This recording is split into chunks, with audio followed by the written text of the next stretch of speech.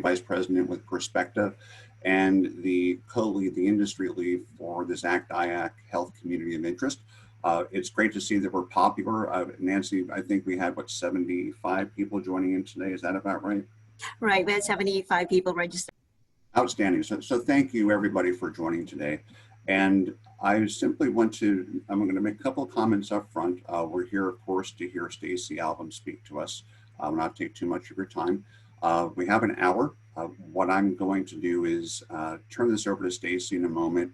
We will try to do this as more as opposed to a presentation, more of a discussion and a conversation. And if you have questions, I'm going to do my best to try to moderate this. If you want to put questions in the chat box, I'll try to do my best to interject Stacie and try to prompt certain questions to you throughout the course of this discussion. We'll try to wrap up at about 11:55. I just have a few minutes for Jimmy Benani with Excel is going to talk about one business topic for us for the COI. And I do want to acknowledge the rest of our team from the COI, Jimmy Benani, in particular, as I mentioned, is going to talk, Bobby Saxon. Bobby, do you want to chime in and just say hello as our government co-chair? Thanks, Todd. I just want to welcome everyone. We're real excited today about Stacie joining us and talking to us about NIH, and greatly appreciate this great showing and looking forward to it. Thanks, Todd. Thank you, Bobby. So I'm not going to take 15 minutes introducing you, Stacie. ACT-IAC did provide your bio on the website. I'll simply acknowledge the fact that as the deputy director for the NIH Center for Information Technology, and having known you to some extent over the last few years, and knowing that you have prior experience at Department of Energy and elsewhere, you've been an exceptionally helpful person in terms of being a senior government leader, helping bridge the gap to industry so that we can best help government meet your needs. And that's a large purpose of us being here with ACT-IAC here today. And in conversations in the past and hearing you talk in other forums throughout the course of the summer and the fall, you rightfully have shown the success that you had keeping NIH up and running as everything went virtually very quickly. And there was a lot of work that you did at CIT over the years to prepare for that. So you deserve a lot of credit for proactively getting NIH to the point where you could turn a switch in February and turn your entire workforce virtual. So beyond that, I was hoping that you could talk today specifically about cybersecurity at NIH and almost tactically helping us understand what NIH's needs are going to be in the foreseeable future and how we can best respond to your needs, what you're looking for from us, how can we show you innovative solutions and so on. So in that context, if you could please talk to us, Stacie, that would be great. And thank you so much again for your time today. Yeah, thanks, Todd. And what you talked about is exactly why I'm here, so that we can exchange information as government and industry leaders all trying to make an impact. So thanks to you, and thank you to Bobby, my friend and colleague here at HHS. You know, we've been on this journey together for some time with health IT and in particular cybersecurity. And so it's great to have all of you here today. Thanks for taking time out of your busy day to join this conversation. And I would really encourage what Todd said, which is, you know, as I talk through both, you know, some strategic things and more tactical, please feel free to jump in and ask questions or make comments. And Todd will do a good job monitoring the chat, and I'll do a good job pausing now and then so he can interject with those questions. So as Todd mentioned, I'm the Deputy Director at the Center for Information Technology at the National Institutes of Health. I've been in this role for about 4 years, and I've spent my entire career in the federal government. So I take a lot of pride in public service. And I've always admired NIH, and during my tenure here, enjoyed working here. And really now more than ever, as HHS and NIH are at the center of responding to this global health crisis. Another role I play at NIH that I've been in for about the last 2 years is that I serve as the NIH co-lead for our Optimize NIH IT Security Initiative, which is an enterprise-wide initiative to increase cybersecurity awareness, strengthen our cybersecurity workforce, and promote services, standards, and tools that increase secure collaboration and advance research outcomes at NIH. So this effort came out of the broader Reimagine HHS initiative. NIH actually has a series of what they call optimized initiatives. And, you know, given the increasing threat landscape of you know, attacks against our critical, valuable assets at our agency, and in light of the department having been under an extensive GAO audit of our information security controls, it was pretty obvious to our leadership at NIH that IT security should be a focus of our Optimize NIH initiative. So I was honored to be asked to lead that, and I've been doing that over the last couple of years with a colleague of mine at the National Institutes on Aging, and have done so with the help of 100 staff members from across NIH, from actually 25 different institutes and centers that have, in addition to their daily jobs, volunteered their time and talent to optimize IT security at NIH. And we've taken a really creative, innovative approach to tackling these challenges that, you know, just isn't just about compliance. So I would like to tell you a little bit about that today, because where we are with that effort is we've been in what we call this initiative phase for the last 2 years, and we are actually really driving that phase to completion and transitioning to one of sustainment. So there are some very specific improvements that we're currently implementing and working with all the institutes and centers, and in particular with the Office of the Chief Information Officer at NIH to institutionalize these improvements. So I wanted to tell you a little bit about CIT. I mean, many of you are probably very familiar with it, but in case you're not, I'll take a moment to do so. CIT is one of NIH's 27 institutes and centers. So most of our ICs have a specific agenda, such as conducting and supporting research on cancer or aging. And, you know, as we all know, this life-saving research has an enormous impact on the health, wellness, and safety of people all over the world, which has been especially important during this pandemic, but also for the many other diseases and conditions that NIH is addressing.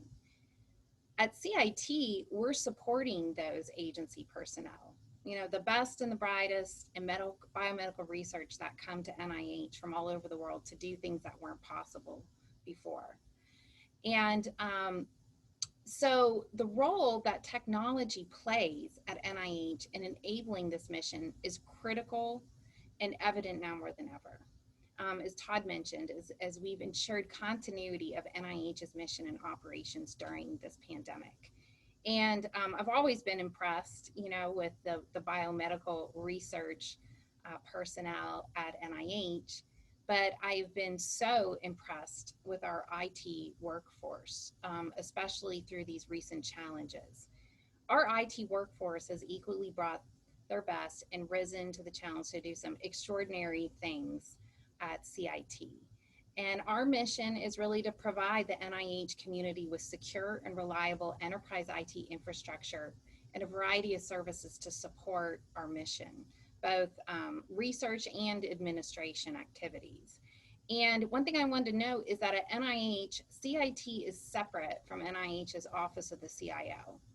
The Office of the CIO at NIH is really the statutory office within, and it's within the Office of the Director at NIH. So think of the like FITARA type responsibilities. And so they're responsible for IT policy, budget, governance, and information assurance and oversight. So, you know, the NIH CISO sits within the Office of the CIO. CIT is separate in one of NIH's 27 institutes and centers, and we are a large scale enterprise grade provider of NIH-wide IT infrastructure and services that enable our mission. The other NIH institutes, centers, and offices are my customers.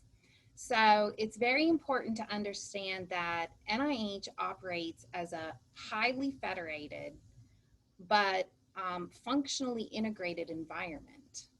And I think it's important for all of you that want to work with us at NIH, what that means for IT organizations at the enterprise level, like CIT, like OCIO. You know, so at CIT, we provide NIH-wide IT infrastructure and services, while the ICs each have their own, you know, IT presence and IT personnel, and they're really focused on providing solutions and support for their local IC staff and for their mission-specific needs. And this is really honestly the beauty of how NIH is organized and operates. It's by design. You know, many people say to me, it must be really difficult to operate in this federated environment. And you know, NIH is an agency within a department. And I think of sometimes we're almost like a department within ourselves with all these different institutes and centers. But it's actually, it really works. And so when I came to CIT, you know, 4 years ago, it became very evident to me that I needed to partner and collaborate with the other ICs to deliver these enterprise IT services and focus our capabilities, what I like to call kind of our core competencies, on addressing NIH-wide needs. You know, so I think historically CIT over many decades tried to be kind of everything to everyone. And I think when our current director, Andrea Norris, came in, who also serves as our CIO, she really tried to focus that. She set out really our first IT modernization plan. And we're now kind of on the next generation of that. And that's what I would like to talk to you today, kind of strategically what we're trying to accomplish with that in near term, what's on the horizon. And so a fundamental principle of conducting our mission at CIT is to really hone in on those large scale, complex, enterprise grade services that serve the entire enterprise, and allow and partner and collaborate with the ICs and allow them to focus and deliver on the things that are specific to their specific research mission needs. So I've really come to appreciate this about NIH, and actually in particular our ability to come together as a community to achieve our mission. And I think a great example of that is what we've done in recent years around cybersecurity. So over the last 9 months with this pandemic, we've seen a pattern of cyber criminals adapting their tactics to exploit the circumstances of this public health emergency, deploying opportunistic attacks against both individuals and health organizations on the front line of fighting this COVID-19 virus. And like many other health organizations, HHS and NIH are constantly being targeted by individuals who want to misuse our data and resources for purposes that frankly run counter to our missions. And with the onset of this pandemic, these cybersecurity risks have only increased, and the threats are serious. Our sensitive patient and employee information, unpublished research, and financial resources are all potential targets. So, you know, at NIH, we don't really have a lot of, if any, classified information, but we have information that is valuable, and bad actors are constantly probing us, scanning our systems, looking for a vulnerability to exploit. So, you know, it only takes kind of one of those, or in many cases, some human error to compromise, to potentially compromise our systems and breach this data. And so for these reasons, NIH has fully embraced cyber as part of our risk management portfolio. We've remained vigilant in this space. We've heightened our IT and cybersecurity operations and monitoring. And we are continuing to make significant investments to further improve our cybersecurity posture. So a lot of what you'll be seeing, you maybe have been seeing coming out of NIH and will continue to see is, you know, increase in sourcing services, support, solutions that are really aimed at improving our cybersecurity posture. So if there are any kind of questions or comments at this point, I'll continue. I would like to talk a little bit more about our Optimize NIH IT Security Initiative, which has come a long way in the last 12 to 18 months. And really the beauty of this initiative is that by having IT security as part of this trans NIH, Optimize NIH effort, only further elevated it in our agency risk portfolio.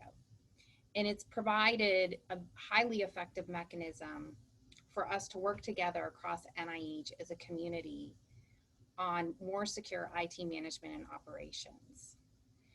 And it's also really been a innovative effort in the sense that we took more of a people-centric and community-based approach, not just compliance focused, to optimizing IT security at NIH. So how have we been doing that? We have been embedding cybersecurity into the everyday culture at NIH.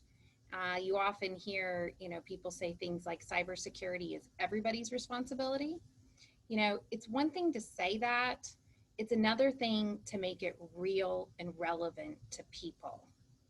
So we've actually launched a campaign about this time last year, and it was kicked off by our NIH director, Dr. Collins, to help the agency shift away from this mentality that IT security is only the responsibility of, IT and privacy officials and IT security personnel, and one that we all have a role in. And to shift the mentality across the community away from that IT security is strictly about compliance to one of, cyber safe behaviors that can actually protect our people and protect our science. So, last month, October, was National Cybersecurity Awareness Month. We had a series of events that were widely attended from people at all of our institutes and centers and from all different disciplines, the staff scientists, the nurses, people in patient care. This concept of safety really resonates with our community, because we think about keeping patients safe. And so when you talk about cybersecurity, it sounds like a compliance thing. When you talk about cyber safety and how it can protect our people and our science, it really changes the conversation, changes the mindset, and starts to make it real and relevant to people. And so we've had a wealth of resources to help our community make that shift.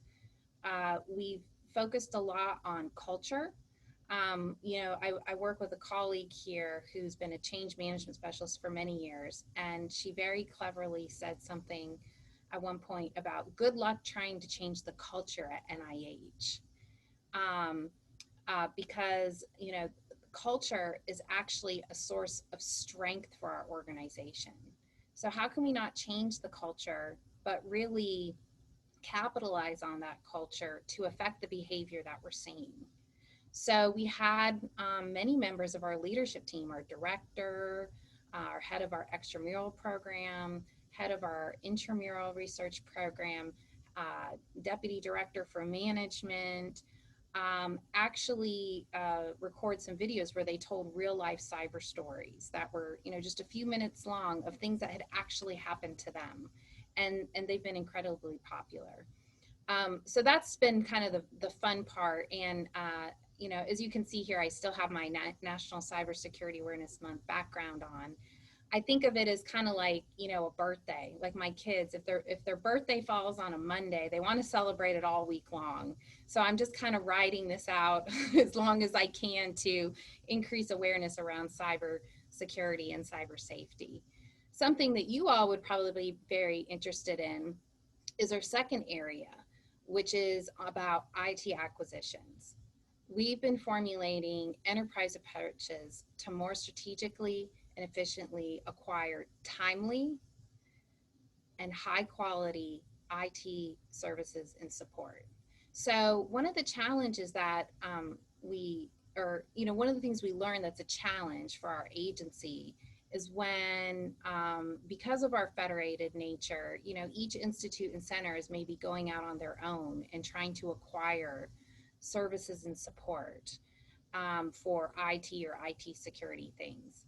And the complaint we heard was that, you know, we make an award and we bring in the company and they don't really know a whole lot about NIH. So there's a lot of time spent just teaching them about NIH, about the way NIH is organized, the way NIH operates, you know, kind of what are our policies, what are our practices, what is our portfolio, and it's a cost, you know.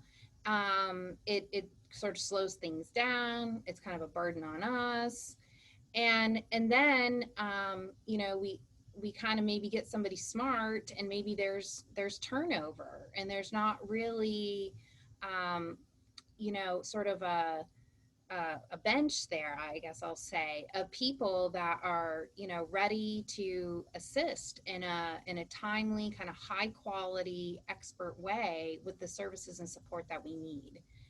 So the idea that we came up with was not to consolidate, not really to centralize, which is often what people think of with these type of optimize initiatives, but to have a enterprise-wide approach to acquiring these type of services, you know, that is not one size fits all, but that each institute and center can leverage to meet their needs.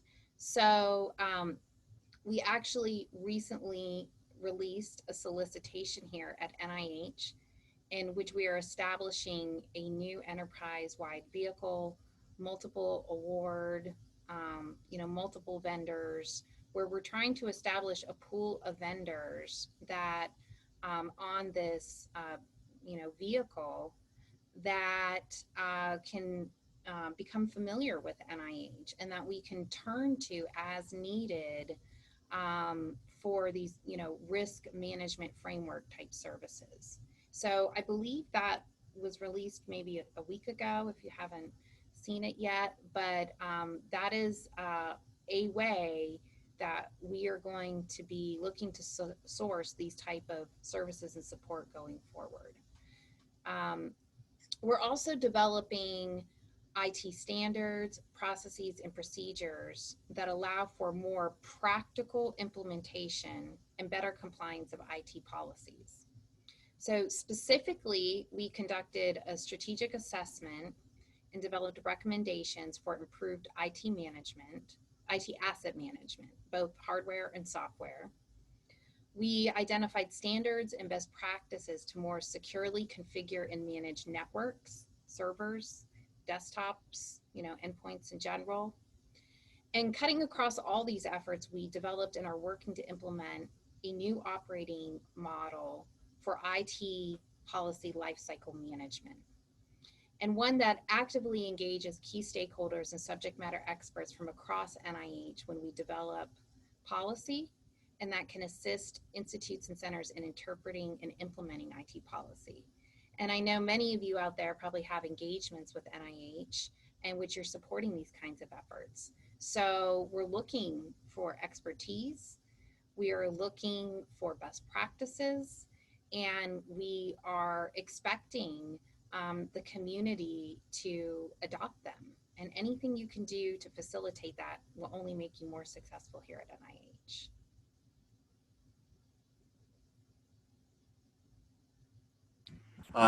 Stacie, just looking at a question from here, people are asking about the solicitation itself. I'm going to try to pull a link here so people see it. But how is this done, Stacie? If you can refresh our memories, is this a GSA schedule or other contract vehicle used? I don't have the specifics. We can get that, and if you want to share it with the group, I'd rather not kind of No problem. Again, let me see if I can find it. I'm pretty sure it was. mislead someone, but we can certainly get a reference to that to share with the group if you'd like. Right, and I'll handle that for you, Stacie, just Okay. to run the solicitation for folks. Thank you, Todd. And so perhaps I can interject with another question. So as you're talking through this about you meeting the needs of the institutes and centers, what are you hearing are their needs? Maybe what are some of their newer needs relative to maybe 5 years ago? And how is CIT looking to maybe, probably not reinvent, but maybe improve some things you're offering? And then how do you interject industry in that work stream to help CIT deliver what the ICs need? That's a great question, really set of questions. So I'll say one of the biggest things that I hear from the institutes and centers is that they want to know which services they can really kind of count on CIT for. So they may have a need, they have a variety of needs. Some of them are common and easily lend themselves to enterprise capability. Like for example, we have a very robust suite of collaboration and communication, unified communication and collaboration capabilities. And those kind of commodity capabilities, it makes a lot of sense to either provide them at the enterprise or at least have an enterprise agreement to acquire licensing for them is needed. And so that's kind of a straightforward example. There are other things where there's sort of emerging capabilities where they're wondering, and I think what we've done with our Strides initiative is a good example of that, where we've established, NIH cloud platforms that, our agency and their collaborators, the people they collaborate with through our programs, can leverage for managing their research data sets and providing access to those and tools and capabilities that those cloud platforms offer. And so that was kind of a more complex example. And then there are other needs that are honestly kind of more unique to that institute and center and probably best served by, local solutions. So I think where we've kind of mastered it more is the straightforward kind of commodity ones. We've stopped trying to be everything to everyone, and really respect that there are things that should be done locally to meet research specific needs. And I think it's really that group in the middle that they're asking about. And we want to be successful, so we don't want to take on too much or kind of overpromise. And so I think ICs in many cases with those understand that it would be more efficient and effective for those to be taken on at the enterprise level than to do themselves, because they have limited budgets and resources too. And I'll say that I think this is an area where CIT could continue to mature. So for example, we are currently conducting a number of strategic assessments, which will result in roadmaps, and we want to publish those. And I really, I'll say kind of first and foremost, publish them internally within NIH, with our community, with our stakeholders, so that they can see what is on the horizon for enterprise services, what investments are being made at the enterprise that maybe they don't have to make locally. We're also enhancing, governance and engagement with the institutes and centers, and trying to more effectively share information, timely sharing of information about them, because I think CIT is very strong in its capability and its talent, frankly. We have really smart, hardworking, talented people.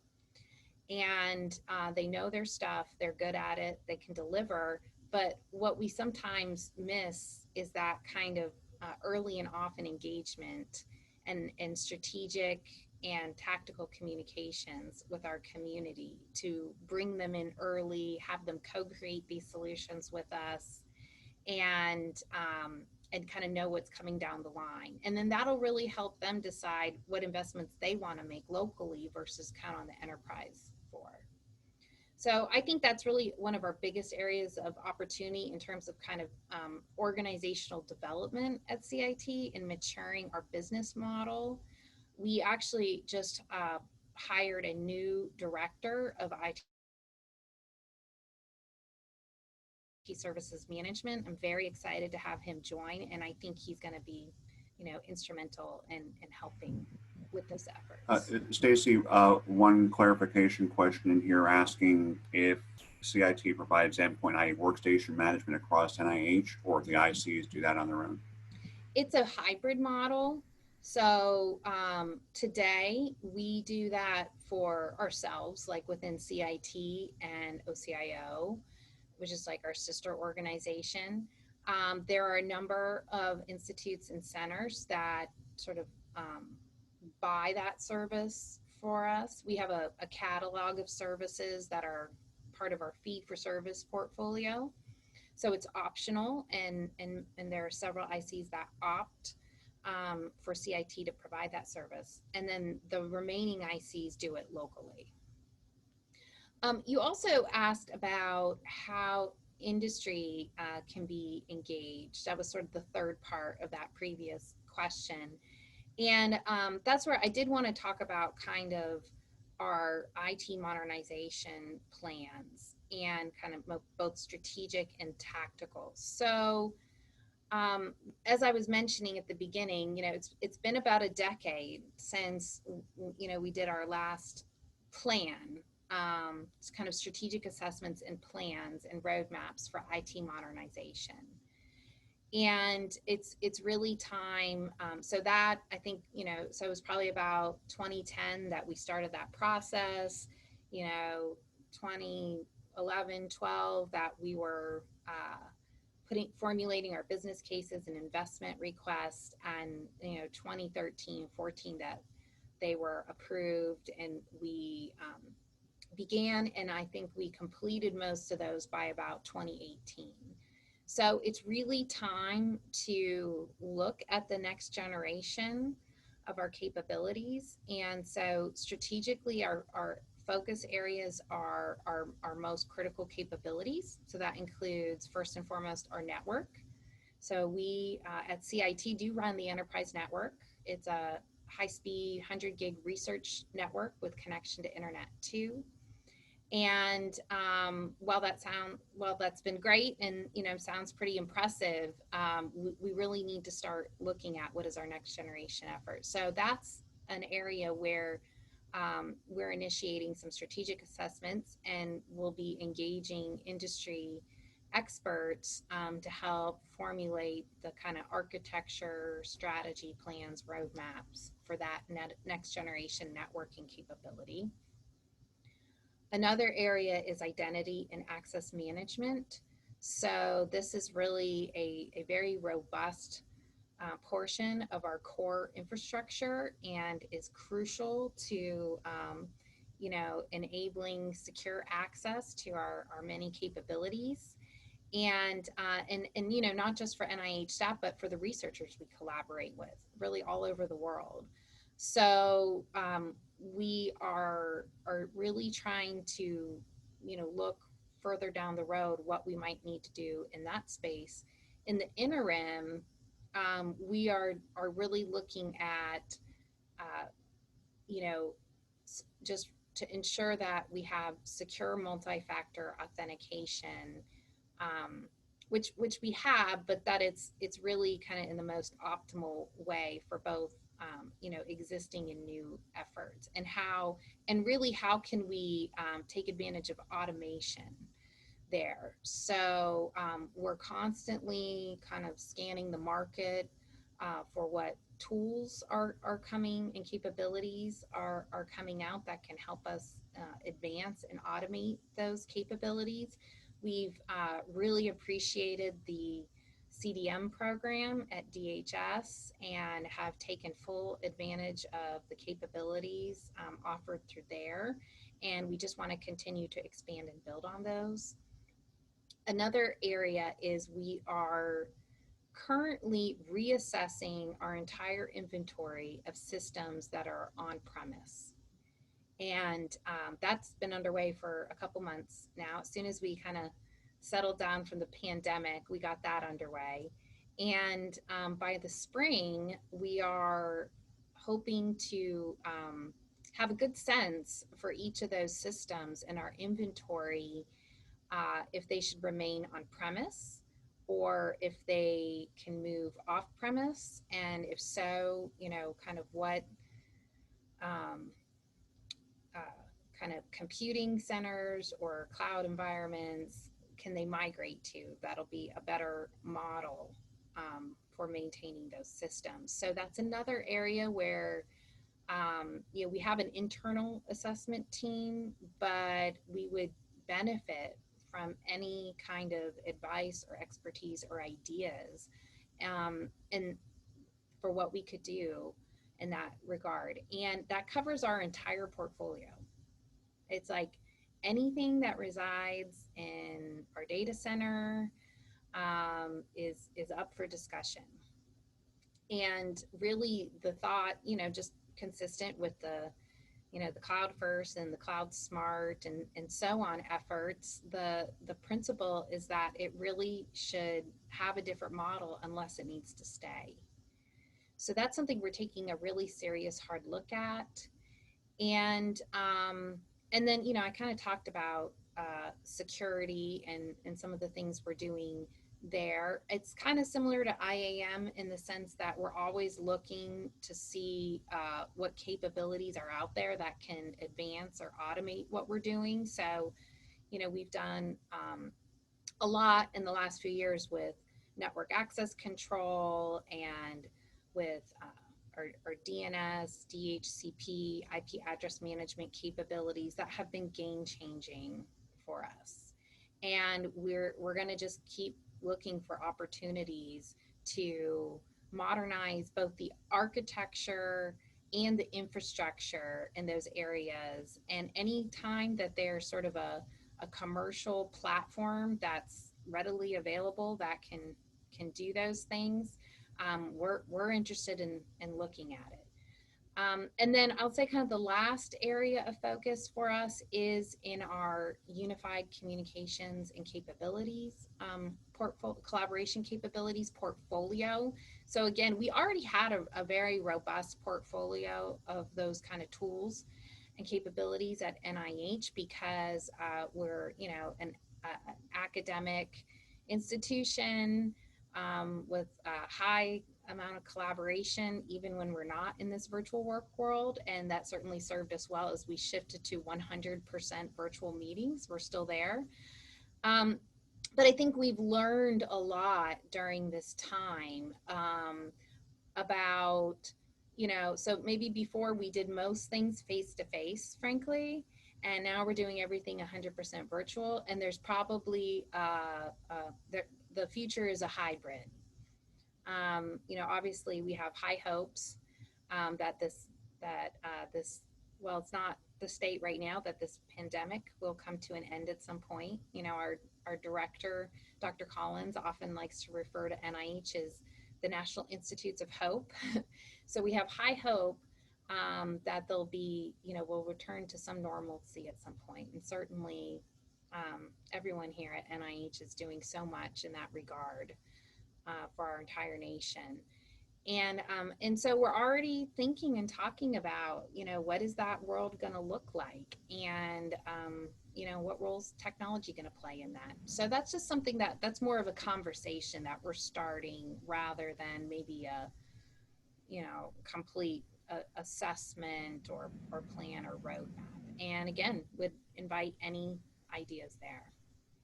So, and I'll remind everybody, Stacie, that again, if you have any questions, put them in the chat box and I'll bring them up to Stacie or just ask them on your own.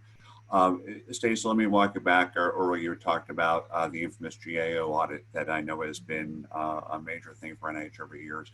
Are you able to share anything in terms of, I know that you have some findings from them already, you're just early stages of looking at those. Can you give us some sense as to things that are going to be important for you to address, or things that really cropped up as challenges that you need to work on? Yeah, sure. So, the audit's been really interesting, and it's been underway now for, I would say, at least 18 months. And again, it's an audit of NIH's information security controls. Other operating divisions were audited prior to NIH. So really, I think NIH is the fourth one undergoing one of these extensive audits. And, I think earlier I was talking about really, NIH elevating cybersecurity in its risk management portfolio. So I think that's really been one way that this audit has helped really just reinforce that effort. We have received, there's no report yet, but we have received preliminary findings, and we've been working really closely with the auditors all along the way. And so, there are areas that they placed some very focused expert attention on, gave us insights. And as those things have been identified where we could, in many cases, just strengthen our controls, harden our environment, we've been really taking those actions as they came up all along the way. So this has kind of been like a continuous improvement effort. And so I'll say for CIT, they were very focused on our network. So, we were already planning to look at kind of our next generation network, but there are some very tactical things that we're doing to kind of re-architect, or in some cases just reconfigure our network,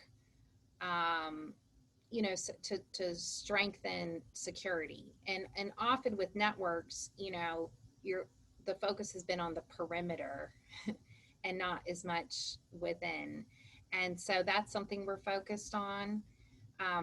We're looking at obviously things like zero trust networking, and what does that mean for us?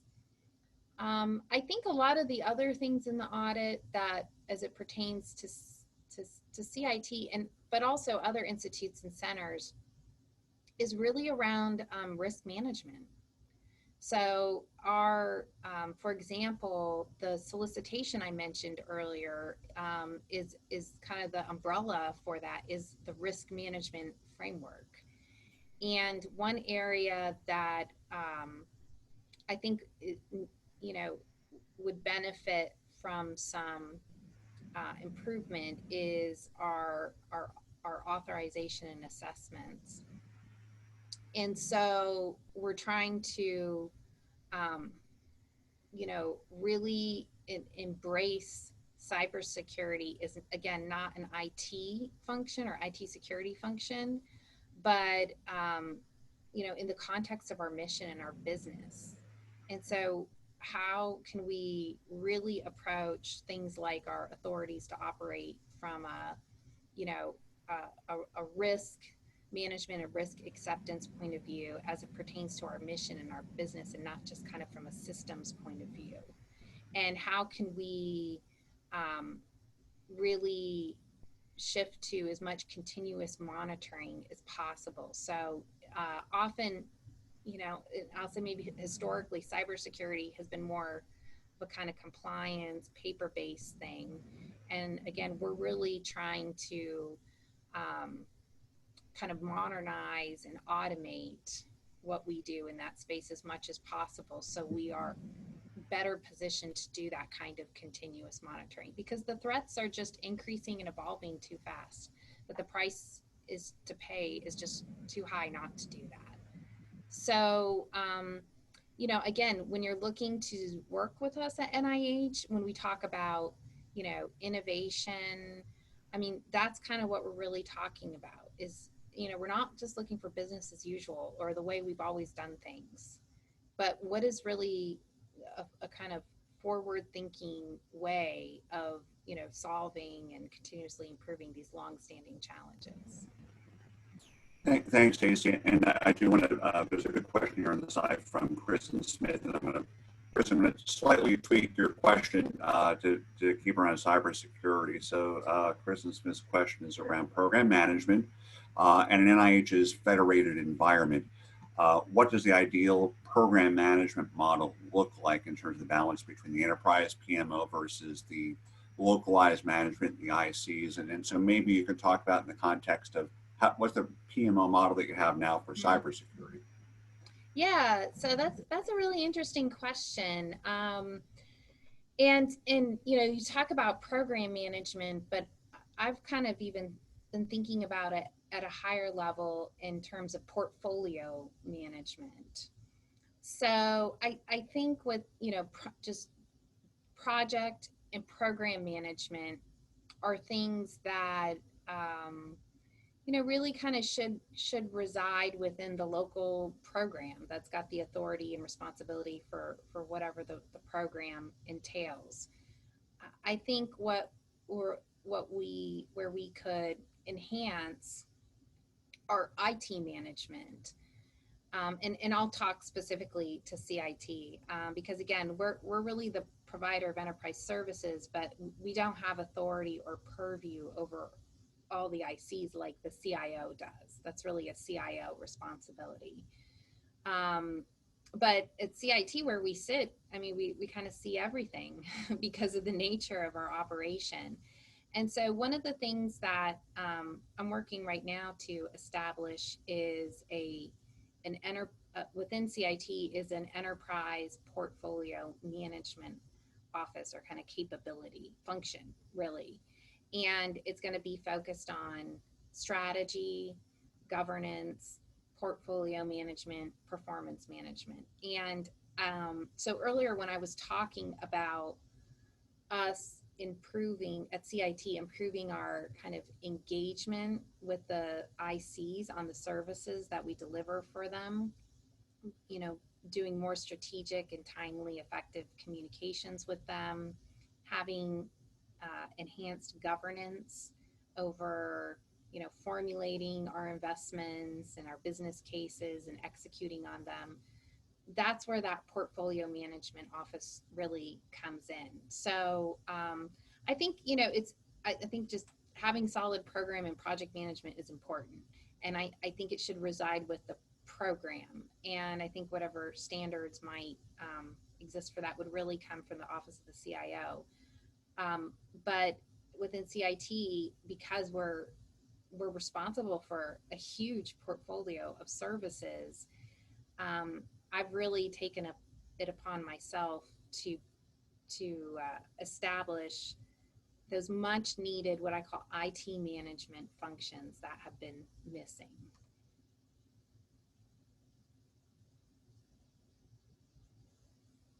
There's the mute button. Sorry about that. Thank you, Stacie. We have 9 minutes left, and before we wrap up here, I just want to make sure that anybody who's asked a question has had the opportunity. Does anybody want to come off a mute and ask a question? Of Stacie, not me. We don't care about me. Stacie, do you have any final thoughts for us? I just wanted to say thank you. I mean, I know all of you out there are playing really important roles supporting the work of government, and it takes all of us. So thank you, and thank you for having me here today. And also, I'm a huge fan. I've always been a huge fan of ACT-IAC. So it's great to see that you've got this community of interest and focus on health IT. So thanks for your leadership there, and thank you, Bobby, for the role you're playing as the senior government official. And I often read the white papers and stuff that come out of ACT-IAC, so just keep it coming. Well, and thank you for doing what you're doing, because I'm already starting to see comments over here. Thanking you very much, and it's been very informative. And frankly, people on our side are pretty frank about when sessions are helpful or not. Clearly, this has been very, very informative. So I see a lot of familiar names and faces, so I would second that. well, So you know, thank you. well, and doing what you do at NIH, I think, that all of us have, more than a lot of other agencies. We really take the mission of the NIH to heart, and I think we really enjoy what we do and enjoy what you do and having your presence there. So thank you for doing what you're doing. Good luck with what you and your colleagues are doing to address COVID. I know that was your priority starting at earlier part of the year. Now you're back to sort of focusing on your basics. So good luck. We'll certainly look forward to inviting you back perhaps in a year or so. And in other words, we'll let you go. And if the rest of you want to stay on for a few more minutes, please. And Stacie, you're welcome to join us for this couple of moments.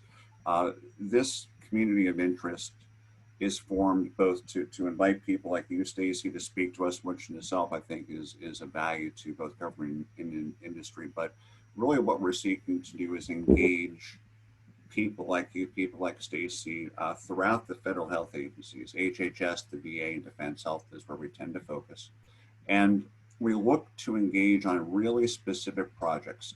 Give us a tangible challenge, a problem, to be something very tactical, and engage industry and government through this ACT-IAC mechanism, and spend part of a year diving into that particular challenge and coming back with some meaningful results. And Jimmy Benani, let me turn it over to you, because as part of our leadership for the COI, you've taken the lead on an opportunity with the U.S. Department of Veterans Affairs, the VA, and to engage them on a project. So can I turn it over to you, Jimmy, and describe what we have going on, please? Yep, absolutely. Thanks, Todd. And thanks again, Stacie, for the great presentation. It's very useful and valuable to hear your perspective, and kind of echoing what Todd said, the goal of the COI and just ACT-IAC is to foster that kind of relationship and shared knowledge and transfer between industry and government. And so these projects are another opportunity in addition to these regular meetings we have. And so the projects allow you to really roll up your sleeves and work with industry and government to kind of attack a specific problem. And so we've done one of these as a health COI, working with OKIMEC at HHS, kind of at the agency level. And this is another opportunity that's been presented to us. So this slide kind of talks a little bit about the high level kind of conversation so far, but very much in a nutshell, we were approached by the VA leadership, and I'll talk a little bit about their roles, on some specific challenges or potential projects they're having related to data and some of the data initiatives and priorities. And so given that our focus is around health, and the VA's focus around some of this was around health and health data, we figured this might be a good opportunity to poll our members and see where there might be expertise to kind of get involved with the VA, solve an actual problem they're having, and be able to kind of learn a little bit more about the VA, and ultimately provide something of value to the VA that they can take and run with. And so we've met with a couple sponsors. The main sponsors are Shamendra Paul, who's the CDO at VA, Denise Kitts, who has been named in the last few months recently the Chief Data Technology Officer, who works within the CTO office with Charles Worthington, and Dr. Amanda Purnell, who is part of the VHA innovation ecosystem. And we met with these folks to kind of understand some of their priorities, and two big priorities have really bubbled up, and where we as a COI can really make some impacts, we think. And so we want to present this to the larger membership base to understand if you have expertise or experience, or we're interested in participating in it. And I'll talk about next steps. But the two big ones that you see on the screen are one around use of synthetic data and what it is, and how determining the usefulness of it and how to protect the privacy. There are lessons learned from the larger cybersecurity community related to use of synthetic data, since a lot of the focus around data is making it anonymous, but still being able to create, this data set to make models and data science and anything analysis useful. And so centered around that. And the second is a concept around authoritative data sources, and how to approach it holistically, and viewing it more as a transformation as just a standalone thing. There's a lot of conversation about how to gain consensus internally within the agency, and how do you sell it and promote it, and kind of communicate the business and mission value of authoritative data sources. So both of these are very interesting. And so we've had several conversations, but based on interest and expertise of the team, we wanted to poll the group. And if you are interested, please definitely please send an email to the group. I know Nancy's going to send an email following up, so you can respond back to that if you have interest. But based on the interest and expertise of the group, we can have some follow-up conversations with the VA to potentially pick one, if not both, but at least one of these topics, and kind of scope it in terms of a time box and the scope of the outcome and the deliverable. So wanted to present this as a larger group, make sure that everyone is aware. And these are great opportunities, again, to kind of work with your colleagues at other agencies and industry and learn more and just learn more about some of the new technologies and challenges. So that's kind of my high level summary, Todd. Thanks, Jimmy. And this is an outstanding opportunity for any of you to directly engage these officials in the VA in a proactive, working environment. So I really do encourage you to reach out to Jimmy or to Nancy or to myself and engage on this team. Again, we're all volunteers, so we'll look for your expressions of interest. Thank you, Jimmy. Thank you very much. That is all I have. Bobby Saxon, do you have anything else to offer before we wrap up? Only thank you very much, Todd. Thanks, Jimmy. Thanks to the whole team for pulling this off again today. And thanks to Stacie. I think she may have already dropped, but great comments, really insightful and beneficial to this entire community. And for those of you that are still on, please take Jimmy's comments to heart and Todd's encouragement to heart. We've got a great team, and we'd love to go tackle some of these projects and bring the skill sets from this group in on those projects. So please reach out to us, pick one of those projects, help us bring it to life. A few hours of your time over a few months will go a very long way. Thanks, everyone, and thanks again, Todd, and everyone have a happy Thanksgiving. Well, guys, thank you, Bobby. Thank you, everyone, for joining.